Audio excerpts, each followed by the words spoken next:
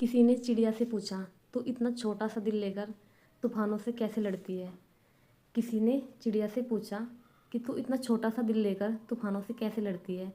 वो मुस्कुराई और बोली, मेरी लड़ाई तूफानों से नहीं है, मेरी लड़ाई खुद से है। मुझे किसी को हराना नहीं है, खुद को संवारना है। लोग क्या सोचते हैं उससे ज़्यादा ज़रूरी है कि मैं क्या सोचती हूँ। हर तिनका मेरी मेहनत की गवाही देता है, क्योंकि आशियाना तब बनता है जब भरोसा खुद पर और ईश्वर पर हो।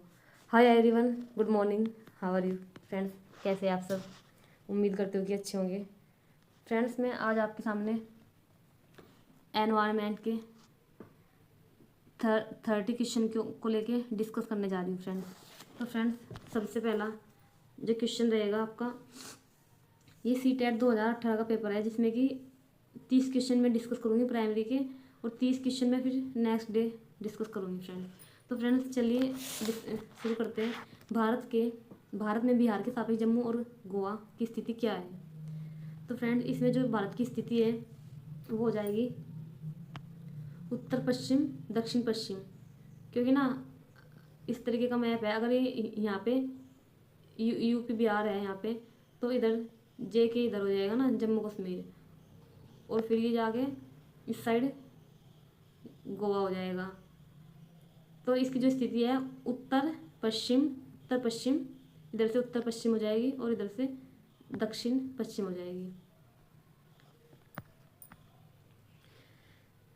वाष्पीकरण की प्रक्रिया निम्न में से किस स्थिति में सबसे धीमी होगी।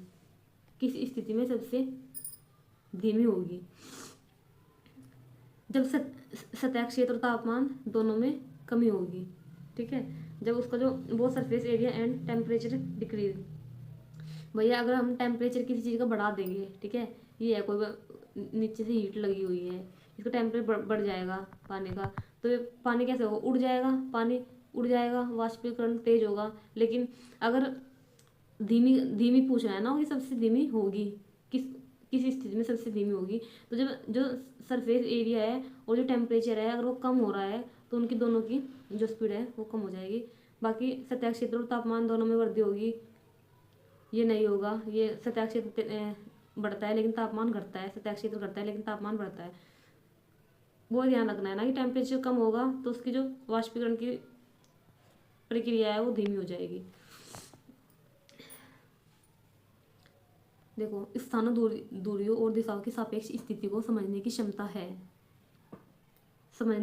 है। तो इसमें फ्रेंड्स जो राइट आंसर हो जाएगा वो हो जाएगा चित्रण कौशल, मतलब मैपिंग स्किल। मैपिंग स्किल का मतलब ये है कि अगर हम कहीं जा रहे हैं, कोई भी पोजीशन ऑफ प्लेस या फिर डिस्टेंस डायरेक्शन, तो उसमें समता होनी चाहिए। अगर हमारे पास में मैपिंग स्किल है, चित्रण कौशल है, तो हम उस चीज़ को अच्छे से यूटिलाइज भी कर पाएंगे, उसको समझ भी पाएंगे। इसका आ जाएगा आंसर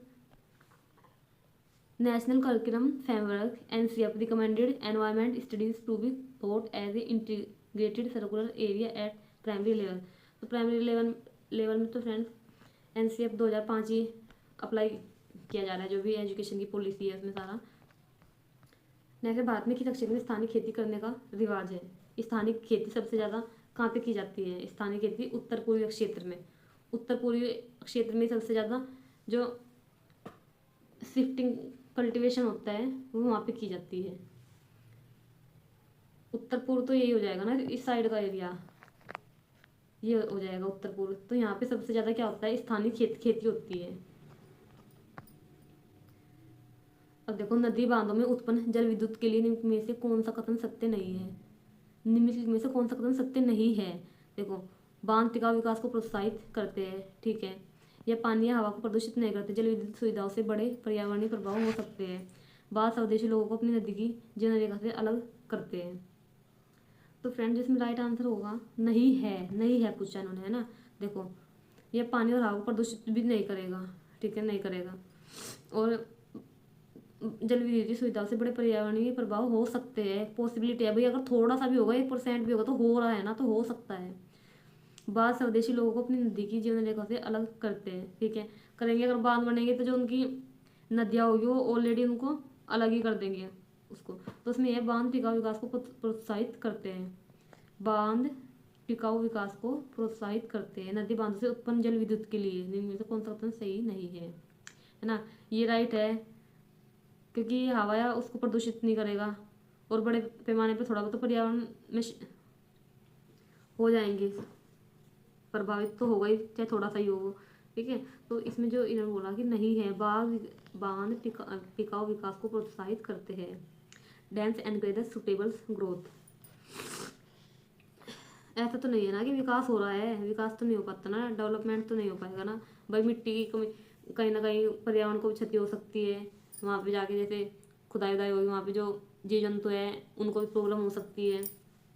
तो नेक्स्ट है कि कौन सा ग्रीन हाउस गैस है। ग्रीन हाउस गैसें पूछा है इन्होंने फ्रेंड्स। तो ग्रीन हाउस गैसें तो ऑलमोस्ट सभी रहती है, जैसे CO2 हो गया, मीथेन हो गया और जलवाष्प हो गया, और ये सब नाइट्रस ऑक्साइड, इस तरीके की चीज़ें। तो फ्रेंड्स ये होती है जो ग्रीन हाउस गैस होती है, ये क्या होती है कि जो हमारा जो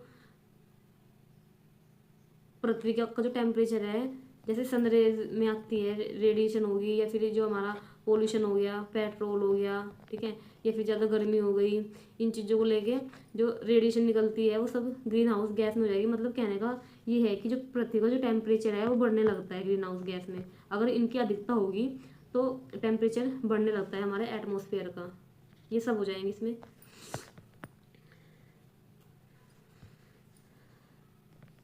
भारत में ठंडे रेगिस्तान मानसून से क्यों प्रभावित नहीं होते। ठंडे रेगिस्तान मानसून से क्यों प्रभावित नहीं होते, क्योंकि ठंडे रेगिस्तान हिमालय की वृष्टि छाया में होते हैं। ठीक है, इस वजह से वो प्रभावित नहीं होते, क्योंकि एक लेयर बन जाती है ना इसकी, हिमालय की, तो इस वजह से ये प्रभावित नहीं हो पाते। ये तो है हमारा K2 हिमालय, इस वजह से, क्योंकि ये इधर से आने वाली जो रहती है, इधर से रूस साइड से जो आएगी उनको रोक लेता है। तो इस वजह से क्या रहता है, ठंडे रेगिस्तान हिमालय की वृष्टि छाया में होते हैं, इस वजह से वहाँ पे वो प्रभावित नहीं होते। इसका ये आंसर रहेगा फ्रेंड्स।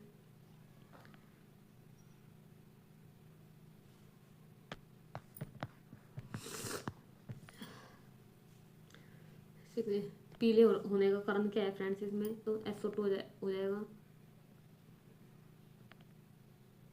सल्फर क्लोरीन ये तो नहीं हो पाएगा, क्योंकि और नाइट्रोजन डाइऑक्साइड यानी कि NO2,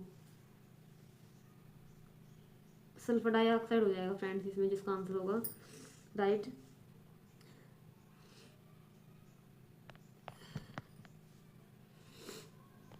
गोलकोंडा किला किसने बनवाया था। गोलकोंडा किला किसने बनवाया था, ये मतलब काकतीय राजवंश ने गोलकोंडा किला बनवाया था। नेक्स्ट है 15 ग्राम पर ml घनत्व और 3 ml आयतन वाले किसी वस्तु का द्रव्यमान क्या होगा किसी वस्तु का द्रव्यमान। तो इसमें फ्रेंड सिंपल सा हो जाएगा, इन्होंने जो D दे रखा है इन्होंने 15, ठीक है, और V दे रखा है 3, ठीक है, दोनों की इनमें गुना कर देंगे 15 × 3 तो 45 ग्राम इसका आंसर आ जाएगा। DV में कौन सी अदिश राशि है, अदिश राशि पूछा इन्होंने कौन सी है इसमें। तो फ्रेंड्स अदिश राशि वो होती है,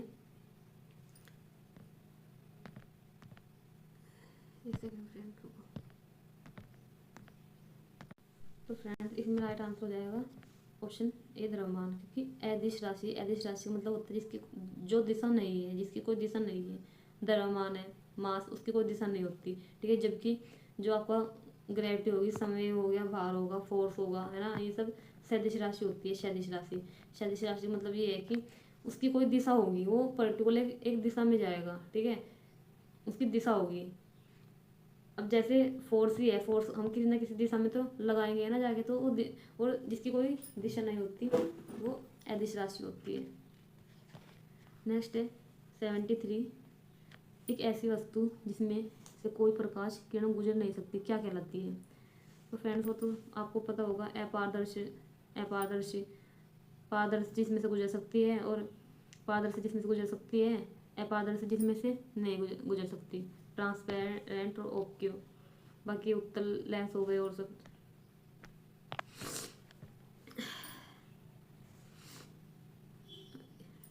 इसमें आ जाएगा फ्रेंड्स, इसका जो आंसर आ जाएगा 69 mg। डब्ल्यू बराबर mg होता है ना, डब्ल्यू बराबर mg होगा, तो डब्ल्यू बराबर mg होगा, तो इसका जो आंसर आ जाएगा m कितना रखा 10 और 9.8 गुना करेंगे तो इसमें इसका आंसर आएगा 98 न्यूट्रॉन। 98 न्यूट्रॉन इन्होंने इसमें दे ही नहीं रखा, तो फ्रेंड्स का जो नियर बाय रहेगा 60 रहेगा, 98 इसमें नहीं है ऑप्शन में। देखो एक विलेय का विघटन दर निम्न पे निर्भर करती है, तो इसमें से तापमान के ऊपर निर्भर करेगी ना, कोई भी विलेय क्या है उसकी। देखो अगर टेम्परेचर बढ़ेगा कोई चीज़ का, जैसे हम घी है गर्म करते हैं ना, टेम्परेचर उसका बढ़ जाता है, तो अधिकतर वो टेम्परेचर के ऊपर ही डिपेंड करती है। अगर उसका टेम्परेचर कम होगा तो वो ऑलरेडी सॉलिड फॉर्म में आ जाएगा। देखो सुषमा चाहती है कि उसके छात्रों को पेड़ों के संरक्षण के लिए संवेदनशील बनाया जाए, निम्न में से कौन सी ऐसा करने की सबसे उपयुक्त रणनीति है। कक्षा में बहस आयोजित करना, ये बिल्कुल गलत हो जाएगा। कक्षा में या फिर समूह चर्चा करना, पोस्टर लगवाना, बच्चों को एक पौधे को अपनाने और प्रोत्साहित करने में मदद करना। तो फ्रेंड्स इसमें ये बेस्ट आंसर रहेगा, क्योंकि वो यही कह रही है कि उसमें वो संवेदनशील बने बच्चा, संरक्षण भी करे पेड़ों का। तो इसमें राइट आंसर 4 हो जाएगा, ऑप्शन नंबर 4। 7 से अभय ने अपने छात्रों से उन बीमारियों पर समूह में एक सर्वेक्षण करने के लिए कहा जिसमें उसने पड़ोसन के लोगों पीड़ित थे। पाठ्य पुस्तक में सर्वेक्षण का उल्लेख नहीं था। इस शिक्षण में अधिगम वृत्ति में कौन सा विकल्प प्रासंगिक नहीं है। ध्यान रखना है कि पूछा कि नहीं है। तो देखो इसमें देखो इसमें समुदायों के साथ बातचीत करने का अवसर प्रदान करते हैं, ये बिल्कुल सही कह रहा है। ठीक है, अवसर प्रदान कर इन बच्चों को वास्तविक जीवन के लिए व इन बच्चों को डेटा हैंडलिंग समझने में एक करने के लिए सक्षम बनाया, ये भी सही है। लेकिन इन्होंने पूछा कि नहीं है ना, हमें इस चीज़ पे ध्यान देना पड़ेगा कि नहीं है, तो नहीं है में जो इसका राइट आंसर है, इससे समुदाय को उन बीमारियों को समझने में मदद मिलेगी जिससे वे पीड़ित थे, है ना। तो इसका जो सही आंसर हो जाएगा 77 का 4 नहीं थे, है ना। क्योंकि अब वो जरूरी तो है नहीं कि वो पीड़ित ही हो, ऐसा तो नहीं है ना कि जरूरी है कि हमें बीमारी हो रही हो और इस वजह से हम उनको वो काम करवा रहे हैं। तो इस मतलब उन बीमारी को समझने में मदद मिलेगी जिनसे पीड़ित थे। तो ये इसका आंसर गलत हो जाएगा, उन्होंने नहीं पूछा इसमें कि नहीं है। 78 का देखो कितना लंबा।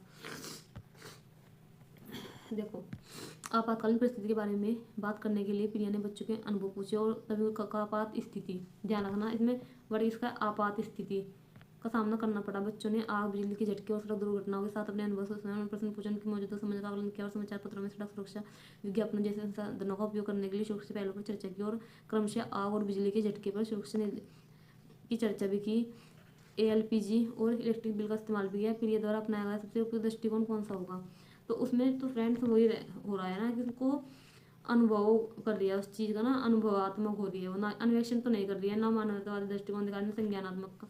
खाली वो क्या कर रही है इसमें, अनुभव कर रही है उस चीज़ का, क्योंकि आग लग रही है उसमें, ठीक है, फिर वहाँ पे समझ हो रही है, आपातकालीन स्थिति हो रही है, बिजली की झटके, तो सब अनुभव तो कर रही है ना उन चीज़ों का। इस पैराग्राफ को आप ध्यान से पढ़ोगे तो समझ में आएगा। ये सामुदायिक महत्वपूर्ण शिक्षण और अधिगम संसाधन है क्योंकि यह सस्ता और सुलभ है। बुजुर्ग लोग बुद्धिमान है, उसके पास समय है, यह वास्तविक परिस्थिति में सीखने का अवसर प्रदान करते हैं। समुदाय क्योंकि इसमें वास्तविक स्थिति का अवसर प्रदान किया जा, जहाँ पे अवसर हो गए, ठीक है, अवसर हो गया, समायोजन हो गया, वो सब वर्ड ठीक ही रहते हैं। आलोचना है ना, आलोचना को स्वीकार कर सकता है, ये तो नहीं हो, ये नहीं होगा। 80 हो जाएगा। EVS शिक्षण प्रशिक्षण कक्षा में प्राप्त अधिगमों को विद्यालय के बाहर के जीवन से जोड़ने और इसे समृद्ध करने का तात्पर्य है कि पाठ्य पुस्तकों से बाहर जाना। हाँ, पूर्ण विद्यालय दृष्टिकोण, पाठ्यचर्या से बाहर जाना, पाठ्यचर्या जो कि गोइंग बिहाइंड करिकुलम मतलब सिलेबस से बाहर जाना, पूर्ण विद्यालय दृष्टिकोण, या फिर वैश्विक कल्याण मुद्दों और चिंताओं को पाठ्य पुस्तकों से लिंक करना। तो उसमें जो राइट आंसर हो जाएगा EVS के अकॉर्डिंग, जो जीवन को जोड़ना है, तो इसमें वैसे देखो बाहर जाना है ना, अधिगम कक्षा में प्राप्त अधिगमों को विद्यार्थी बाहर जाना जोड़ता है, पाठ्य पुस्तकों से बाहर का जीवन वो ढूंढे, देखे, उसको महसूस करे, वो सब चीज़ें आ जाएगी इसमें। 81 में आ जाएगा। कक्षा 3 के छात्रों को रमान ने सिखाया कि पिता और माँ से एक परिवार का गठन करते हैं और यदि दादा दादी अन्य रिश्तेदार साथ रहते हैं तो एक विस्तारित परिवार है। आप इसमें क्या सोचते हैं। तो फ्रेंड्स इसमें जो इसका राइट आंसर आ जाएगा 81 का राइट आंसर आ जाएगा। क्योंकि क्या सोचते हैं, परिवार की परिभाषा गलत है। रमा अपने छात्रों के प्रति असंवेदनशील है, या फिर शिक्षण दृष्टिकोण समावेशी नहीं है। परिवार की अवधारणा को इसी तरह सिखाया जाना चाहिए, है ना। तो इसमें जो सही आंसर आ जाएगा इसका फ्रेंड्स 82 का आ जाएगा इसमें 4। परिवार की अवधारणा को इसी तरह सिखाया जाना चाहिए ना, क्योंकि रिश्तेदारों को, दादा दादी को, सबको इन्वॉल्व कर रही है वो, है ना, और इस परिवार के बारे में समझाना चाह रही है उनको। बाकी बच्चे क्वेश्चन में फ्रेंड्स आपको नेक्स्ट क्लास में डिस्कस करूंगी। अभी मुझे थोड़ा सा काम है, मैं थोड़ा सा बिजी हूँ फ्रेंड्स। थैंक यू, जय हिंद। फ्रेंड्स अगर ये वीडियो आपको अच्छी लगी, सपोर्ट करना उसको, थोड़ा मुझे कमेंट करना, और हो सके तो मेरे से कोई गलती हो गई है तो उसके लिए मैं क्षमा चाहती हूँ फ्रेंड। थैंक यू, जय हिंद।